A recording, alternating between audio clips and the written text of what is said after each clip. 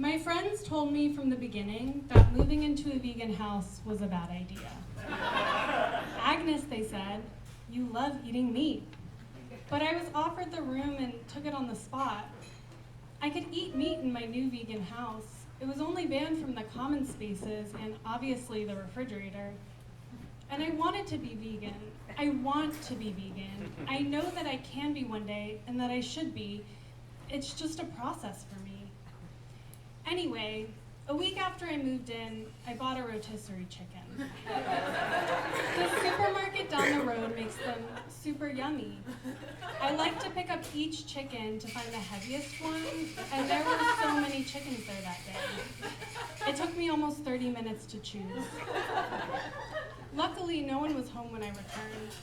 Still, I went straight to my room and placed the chicken on the floor. My desk was covered in papers and trash. Boxes were still stacked in the corner, and my books were lying in piles. But when I turned on the overhead light, it illuminated the plastic-covered chicken in the middle of it all. It dazzled against the gray carpet. I needed sauce. I poured barbecue sauce and green goddess salad dressing onto 2 paper plates and set them on either side of the chicken. I sat cross-legged in front. The plastic cover snapped off easily, and I realized that the chicken was smaller than I had expected, petite. I wondered if I'd really chosen the heaviest one. I knew it wouldn't feel so small in my stomach, but for a moment, I considered whether I could have bought a second. Nonsense, I realized as I started eating. This one chicken would be enough. By the way, I'm very delicate when I eat a rotisserie chicken. Like a pianist. It's meditative. Through my curtains, I could see tree branches swaying in the shadows of falling leaves. I took deep breaths after each bite. Eventually I was full, but I continued eating. I had no place to store this chicken, nowhere it could go except my stomach or the trash, and I couldn't waste it. The only thing worse than buying meat is throwing it away. So I finished the last pieces, making sure I got every bite, and I licked my whole hand.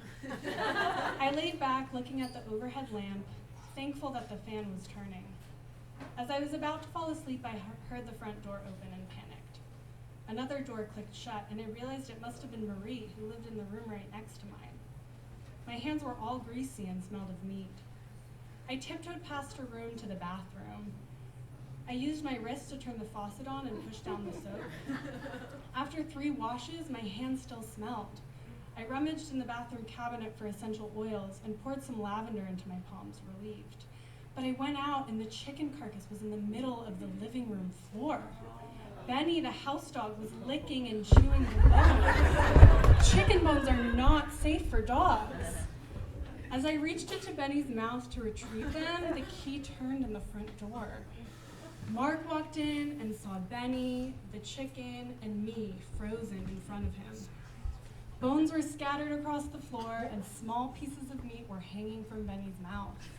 Mark gasped, dropped his metal bike lock in shock, and Marie came out and saw it all too. Mark quickly suggested a house meeting to discuss the incident, which was a great idea. I hadn't broken the rules. I hadn't brought the chicken into the living room. Benny had. Through my shame, I knew that everything would be fine. In fact, this could only bring us closer together. When we finally found a time to meet, all 6 of us, someone wrote Agnes chicken meeting on the calendar in all caps and orange crayon. I prepared a special dinner that night, coconut rice with tofu stew and a big kale salad. Everyone had gotten plates and sat on the couches in the living room. I sat on the floor with my dish on the coffee table, big wool socks pulled over my pajama pants, and my hood over my head. Perhaps I looked too casual for them, but I was really taking everything very seriously. It was chilly out. I had the heat on all day in my room, so the skin on my hands was dry. Every few minutes, I squeezed some hand cream directly onto my knuckles. This is what I was doing when Marie began the meeting. She suggested that we skip check-ins. Mark and Allie agreed, and the rest consented by their silence. I figured that this was okay with me too, having never lived in a vegan house before, and I rubbed more rose cream into the cracks in my hand. I I started with a long apology, explaining my side of the story, laying out my guilt and my shame, reiterating my desire to become vegan, and saying a prayer for the chicken that I ate that day and all the chickens that I've ever eaten. I was so moved by my own speech that I even shed some tears. I looked around, surprised to find only dry eyes looking back at me. I continued putting lotion on my hands and eating the tofu stew while the others responded. Only Mark and Marie had seen the actual chicken carcass, but everyone had something to say about it. Lila smelled the meat in the house as soon as she arrived home. Allie saw chicken pieces hanging out of Benny's mouth later that day. Jeff stepped on a bone walking into his room. By the end of the meeting, I had been asked to move out and given a month and a half to find a new place. No one felt confident in my ability to uphold house agreements, even as I cried and assured them that I could. The rental contract stipulated 30 days move-out notice from the first of the month, so they couldn't legally ask me to leave earlier, but I was encouraged to find a spot as soon as I could. So that is the reason why I'm leaving my current place. It's been a week since that meeting.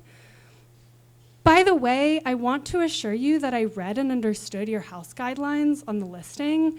I was so excited to see that you were looking for a new housemate because I really am hoping to become vegan, and living in a vegan house is an important part of that for me.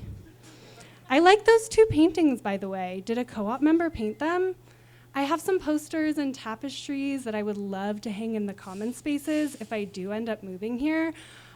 Obviously, if everyone likes them too.